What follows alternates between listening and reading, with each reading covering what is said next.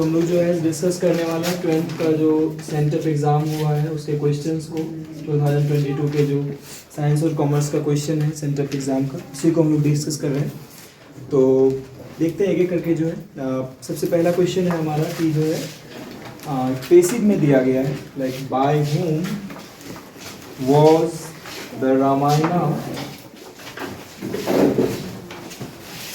written। तो ये हमारा पहला सेंटेंस, और सेंटेंस से ही लग रहा है कि ये पेसिव वॉइस में है और हमें इसे जो है इसका एक्टिव वॉइस में चेंज करना है इसको। तो इसका क्या हो सकता है, तो काफ़ी आसान है, हम लोग सभी जानते हैं whom जो है who का ऑब्जेक्ट होता है, तो इसका सब्जेक्ट हमारा who हो जाएगा और was लगा हुआ है मतलब सिंपल पास्ट टेंस है। सिंपल पास्ट टेंस में हम वर्ब का दूसरा फॉर्म लगाते हैं, तो राइट का V2 फॉर्म जो होता है वो रोट होता है, तो हमारा आंसर हो जाएगा Who wrote the रामायण। ठीक है, अब दूसरे क्वेश्चन की तरफ देखें तो दूसरा क्वेश्चन हमारा था कि an honest man always dash the truth. अब देखिए ये सेंटेंस आप लोग जानते होंगे, सच बोलने का इंग्लिश होता है स्पीक द ट्रूथ। ठीक है, यहाँ पर वैसे बात करें तो ये सिंगुलर है, एन ऑनेस्ट मैन यानी एक सिंगुलर सब्जेक्ट है, और सिंगुलर सब्जेक्ट में इंडेफिनिट टेंस में क्या होता है एस, यानी एस ई एस लगता है वर्ब का पांचवा फॉर्म, तो हमारा स्पीक में हम एस जोड़ देंगे, स्पीक्स द ट्रूथ हो जाएगा। ठीक है, क्योंकि कई बच्चों को लगा होगा कि ऑलवेज में एस है, ऑलवेज वर्ब थोड़ी है, वो तो हमारा एडवर्ब है, हमें वर्ब को देखना है, सिंगुलर सब्जेक्ट है, सिंगुलर वर्ब चाहिए, इसीलिए हम स्पीक्स का प्रयोग करेंगे। ठीक है, तीसरा क्वेश्चन यदि आपके पास है तो आप मिला भी सकते हैं। तीसरा क्वेश्चन है he said that he would try it. ये हमारा इनडायरेक्ट स्पीच में है, he said that he would try it. अब देखते हैं ये इसका डायरेक्ट स्पीच क्या हो सकता है, तो हम लोग बना सकते हैं ही सेड, इन्वर्टेड कोमा देंगे दैट के बदले, ही जो है यहाँ पर क्या हो जाएगा फर्स्ट पर्सन के हिसाब से ना चेंज हुआ होगा, क्योंकि यहाँ पर सब्जेक्ट के हिसाब से चेंज हुआ, इट मीन्स फर्स्ट पर्सन है तो आई हो जाएगा, और आई के साथ हम क्या लगाते हैं शैल लग जाएगा, आई सेल ट्राई इट। यदि ये ऑप्शन होगा तो हमारा आंसर यही होगा। आई विल है, कोई बात नहीं, विल रहे सेल रहे बात एक ही है, तो विल है तो हम विल को भी ले सकते हैं, I will try it. Sell है ऑप्शन, सेल नहीं, तो सेड वाला चुनना है, यानी पहला ऑप्शन हो जाएगा आई विल ट्राई इट। आगे बढ़ते हैं, चौथा क्वेश्चन है the number of students reading in this school dash very high. एक रूल बताए थे कि द नंबर जो होता है वो सिंगुलर माना जाता है और ए नंबर को प्लूरल माना जाता है, क्योंकि द नंबर डेफिनिट होता है, निश्चित होता है, तो इसीलिए हम यहाँ क्या लगाएंगे इज, क्या इज। ठीक है, और नाउन ऑफ नाउन का हम लोग यहाँ पर पहले नाउन के हिसाब से हमारा वर्ब आएगा, यानी द नंबर के हिसाब से हम यूज करेंगे इज का। बहुत लोगों ने आर लगाया होगा क्योंकि उन्हें स्टूडेंट्स दिखा होगा, तो आप शायद ये ना किए होंगे, उम्मीद है आपसे। आगे बढ़ते हैं, पांचवा क्वेश्चन अगला है, पांचवा टेक एन अम्ब्रेला, यानी एक छाता लो, take an umbrella in case it. देखिए तो यहाँ पर कह रहे हैं कि यदि ऐसी परिस्थिति हो जाए कि बारिश हो जाए, इन केस इट रेन्स हो जाएगा यहाँ पर। ठीक है, कंडीशनल है तो प्रेजेंट में ही रखेंगे हम इसको भी, take an umbrella in case it rains, मतलब इसलिए छाता रख लो या छाता ले लो कि हो सकता है बारिश हो जाए, ऐसे चांसेस। ठीक है, आगे बढ़ते हैं, छठा है The teacher is constantly ignoring me although I always put my hand up। पर इग्नोर एक अंडरलाइन किया गया, इग्नोरिंग को कह रहे हैं the teacher is constantly ignoring मी। वैसे मीनिंग यदि समझाए सेंटेंस का तो क्या होता है, यानी शिक्षक हमेशा मुझे इग्नोर करते हैं या करते रहे हैं, although I always put my hand up। यद्यपि मैं अपना हाथ हमेशा उठाता हूँ या हाथ खड़ा करता हूँ, फिर भी जो है टीचर मुझे इग्नोर करते हैं। तो यहाँ पर कहा जा रहा है चूज द करेक्ट सिनोनिम, तो सेंटेंस का मीनिंग से ज़्यादा ताल्लुक है नहीं, हमें बस इस वर्ड के मीनिंग को समझना है। इग्नोर का मतलब आपको पता होना चाहिए, अनदेखा करना होता है, तो इसका सिनोनिम बताना है। ऑप्शन में है नोटिसिंग, टेकिंग नो नोटिस, यही हमारा आंसर होगा, टेकिंग नो नोटिस, बिल्कुल ध्यान नहीं देना। इग्नोरिंग का मतलब हो जाएगा taking no notice, taking no notice. यदि आप ध्यान से पढ़े होंगे क्वेश्चन तो आपको समझ भी होगा, आप बनाए भी होंगे। Let's go to the church to find some peace, यानी कुछ शांति के लिए या कुछ शांति पाने के लिए चलो चर्च चलते हैं। To find some peace. सम लगाया गया, कोई दिक्कत नहीं, अनकाउंटेबल है, उसके आगे हम सम लगा सकते हैं, पीस वैसे अनकाउंटेबल, यही हमारा सही होगा। 8th सेंटेंस देखिए, this is the school I taught here. अब देखिए यहाँ पर क्या है, यह वही स्कूल है जहाँ मैं पढ़ाता था, ऐसा कहने का सेंस है। दिस इज द स्कूल, यह वही विद्यालय है, आई टॉट हियर, मैं यहाँ पढ़ाता था, पास्ट टेंस में है। तो यहाँ पर कह रहे कॉम्बाइन करना है, सेंटेंस को जोड़ना है। तो ऑप्शन सुनिए, teaching in this school I had been, नहीं हो सकता। I had to teach in this school, मजबूरी वाला सेंस तो है नहीं। This is the school where I taught, यही हमारा सही आंसर होगा। आगे बढ़ते हैं, 9वां सेंटेंस है, we shall fight dash for our rights. Correct, हमें लड़ना या हम लड़ेंगे एक्चुअली, हाँ, वी शैल फाइट, हम लड़ेंगे डैश फॉर आवर राइट्स। यहाँ पर दिया गया है black and blue, ups and downs, through thick and thin, tooth and nail. Through, यही तो सी ऑप्शन दो, हमारा आंसर जो होगा वो सी ऑप्शन होगा। We shall fight through thick and thin, मतलब हम अच्छी बुरी परिस्थिति में, क्योंकि एक प्रीपोजिशन चाहिए, सेंटेंस कनेक्टर इसको कहा जाता है, जोड़ने के लिए यहाँ पर कोई ना कोई प्रीपोजिशन होना चाहिए। थ्रू थिक एंड थिन, यानी हर बुरी अच्छी परिस्थिति में जो है हम लड़ेंगे अपने अधिकारों के लिए। अगला दे सिट, दे सैट है एक्चुअली V2 फॉर्म में, दे सैट डैश द ट्री। अब बताइए आप लोग क्या है, मतलब वे लोग पेड़ पर बैठे, of the tree, in the tree, under the tree, for the tree, क्या होगा। अब आदमी है तो पेड़ की शाखा पे जाके तो बैठ नहीं सकता, बंदर तो है नहीं, तो यानी पेड़ के नीचे वाली ही बात हो रही है, ठीक है। तो आई थिंक हमारा आंसर होगा under, they sat under the tree. 11 number में है, choose the correctly spelled word. Theatre की स्पेलिंग आप लोगों को शायद आती हो, हम बताए भी थे last time, THEATRE।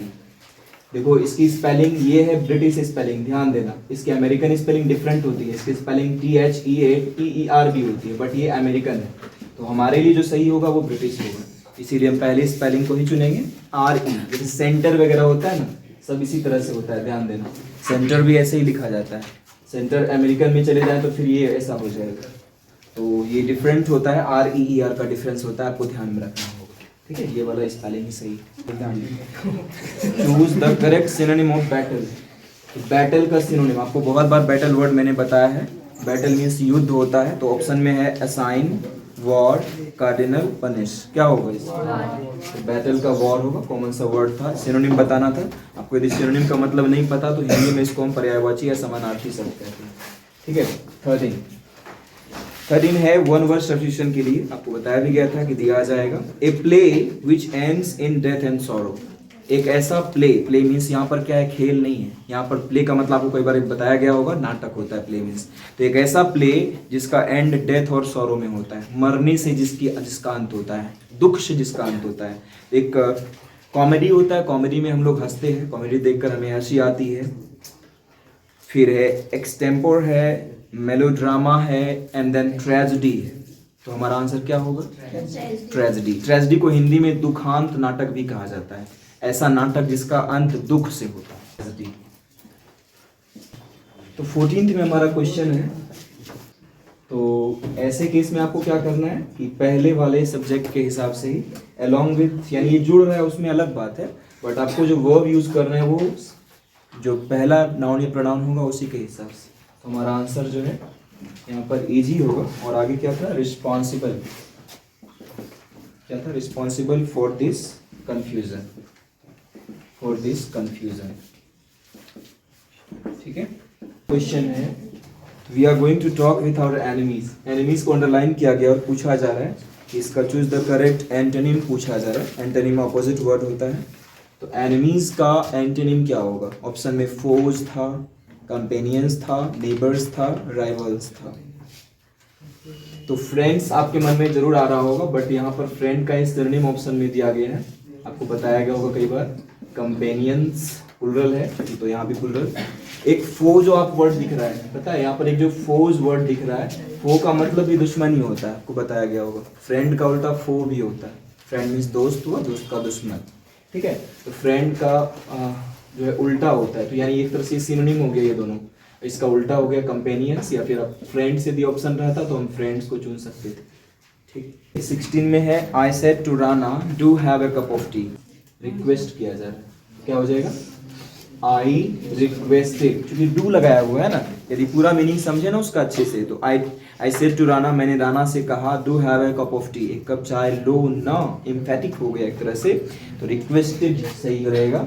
I requested Rana, अब उसके बाद तो दैट लगना नहीं है तो टू हो जाएगा, और बाकी जो है वही हो जाएगा। नहीं, टू के बाद तो V1 ही ना लगता है। To have a cup of tea, to have a cup of T.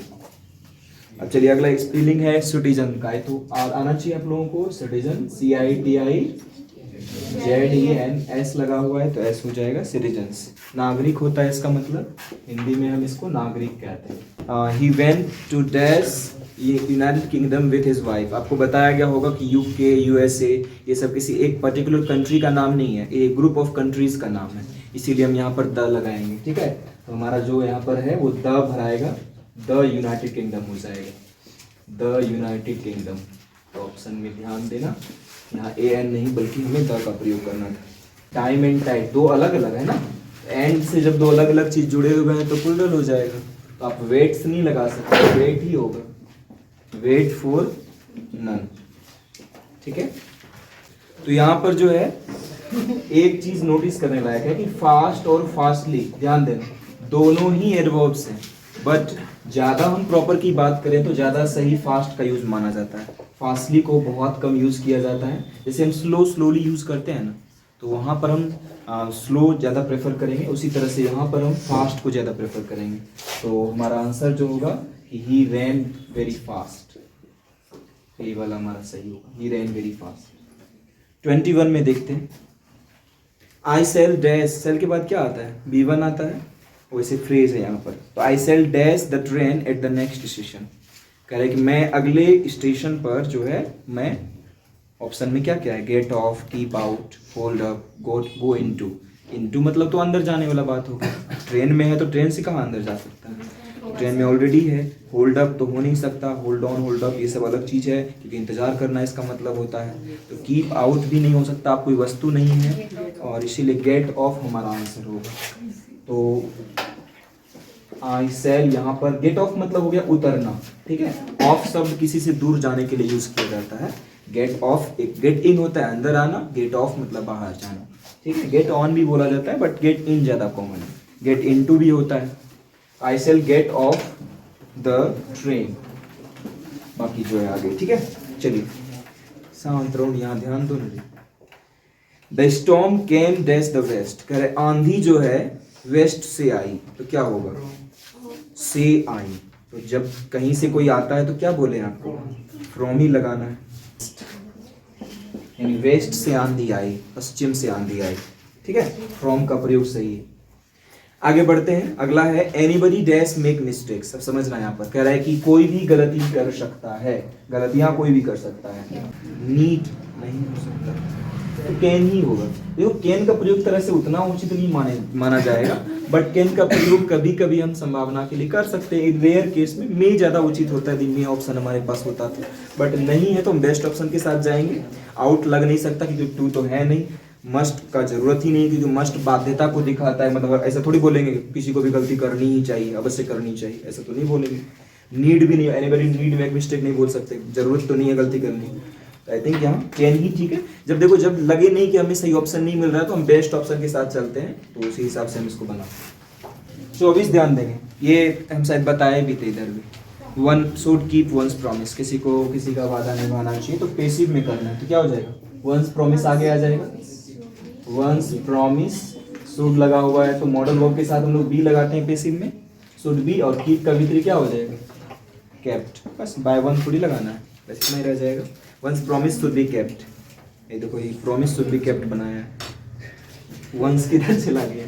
उधर जो रहता है तो वो तो पूरा साथ ही नहीं इधर आएगा। माई ब्रदर रहेगा तो उनका खाली ब्रदर आगे लाओगे, ऐसा थोड़ी होगा। तो जो साथ में जुड़ा हुआ उसको साथ ही लाएंगे।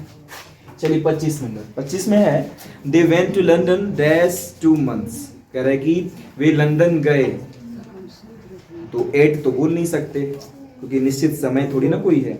2 महीने के लिए 4 हो जाएगा जी। तो हमारा आंसर होगा they went to London for 2 months।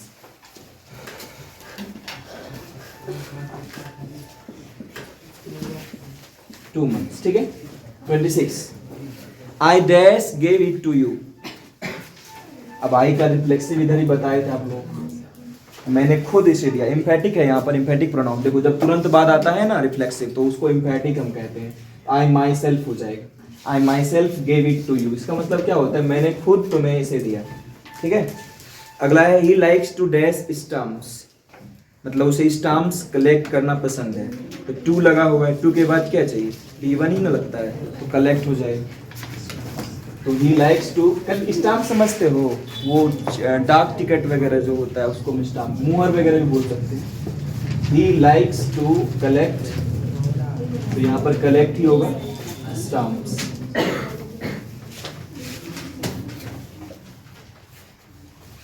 अगला है 28 में I need a dress dash. अब ये क्या बनेगा इसका question tag, I need a dress, मुझे एक ड्रेस की जरूरत है। इसका क्वेश्चन टैग ऑप्शन में डोंट आई, डोंट सी। स्वाभाविक है, सब्जेक्ट हमारा आई है तो आई ही होगा, और नीड या वर्ब की तरह कार्य कर रहा है, मेन वर्ब की तरह, हेल्पिंग वर्ब हम डू मानकर बनाएंगे, तो डोंट आई हो जाएगा, मतलब मुझे एक ड्रेस की जरूरत है ना। अगला है सी वियर्स, थोड़ा कंफ्यूजिंग है अगला वाला, ध्यान देना सर। सी वियर्स, वह पहनती है डैश क्लॉथ्स, कैसे कपड़े पहनती है। ऑप्शन में प्लेन है, प्लेन प्लेन सारा प्लेन, क्लीन, प्लीट।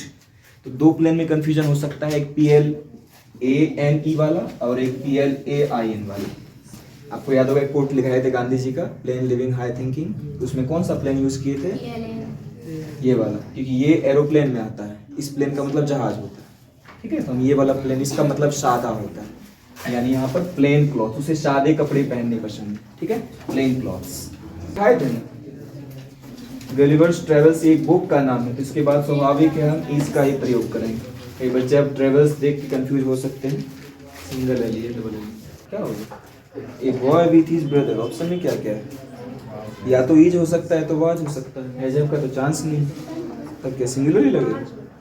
ऑप्शन भी तब लगता है गलत है, क्योंकि कॉमा नहीं देना चाहिए था, यदि ऐसा है तो कॉमा नहीं देना चाहिए था। A boy with his brother, तब फिर ए बॉय के हिसाब से लग जाएगा, तो कॉमा आई थिंक गलत दिया है, कॉमा नहीं होना चाहिए। कॉमा यदि देगा तो फिर प्लुरल हो जाएगा, क्योंकि कॉमा देने से पता दोनों सेपरेट हो जाता है, दोनों अलग अलग हो जाता है। कॉमा नहीं दिया जाना चाहिए था। अब ऑप्शन आता है वाज देयर की इज देयर, तो आई थिंक इज देयर या वाज देयर। ऑप्शन भी सटीक नहीं है और क्वेश्चन भी सही नहीं है, तो दोनों में से कोई भी लगा सकते हो, वाज या इज, यदि ऐसा है, क्योंकि कुछ पता तो चल नहीं रहा कि टाइम ये आ गया एक पीछे, तो इज देयर या वाज देयर कुछ भी हो सकता है। There is no gain without risk, बताया गया था इधर ही आपको। There is no gain without risk, बिना रिस्क के कोई फायदा नहीं होता, गेन नहीं। Without risk, there is no gain without risk. Unsure ही होगा, unsure you are mistaken, मतलब श्योर है इस बात को लेकर कि तुमने मिस्टेक। क्योंकि देखो श्योरली यदि लगता ना तो वो लास्ट में लगता है, ठीक है, एडवर्ब हमेशा लास्ट में लगाया जाता है, या पहले भी लगता तो यहाँ कोमा होना चाहिए। सी राइट्स इन पेंसिल और सी राइट्स विथ ए पेंसिल, दोनों में बहुत अंतर है। यहाँ पर इन पेंसिल हम कर सकते हैं यूज, कब कर सकते हैं, जब हमें माध्यम को बताना हो, लाइक वो पेंसिल से ही लिखती है, पेन से नहीं लिखती है, ऐसा बताने के लिए। ठीक है, ये किसी सिचुएशन को पर्टिकुलर नहीं बता रहा है, उसके माध्यम को बता रहा है। लेकिन एक और सेंटेंस जो यहाँ पर है, ये we agree to your proposal. आपको याद होगा हम बोले हैं कि नॉर्मली एग्री के साथ टू नहीं आता है, एग्री के साथ क्या आता है, विथ आता है। आई थिंक यहाँ पर we agree to your proposal नहीं होना चाहिए, विथ होना चाहिए, क्योंकि वहाँ आर्टिकल है नहीं, हम बोल सकते हैं सी राइट्स इन पेंसिल, वो पेंसिल से लिखती है, कि ए लगा हुआ है नहीं, आर्टिकल लगा हुआ है नहीं, आर्टिकल रहता तो हम उसको गलत करार दे सकते, तो क्लोज है बहुत ज़्यादा। बाकी दोनों तो ठीक है, ही वॉज काइंड विथ में भी ठीक है, सी वॉज शिवरिंग विथ कोल्ड भी ठीक है, इस दोनों में थोड़ा कन्फ्यूजन है आई थिंक। तो यदि ज़्यादा गलत की बात आती है तो सी ऑप्शन ज़्यादा सही होगा। ठीक है, और ज़्यादा गलत क्या, ये जब हम लिख सकते हैं तो ये फिर गलत कैसे कर दी, यही गलत होना चाहिए।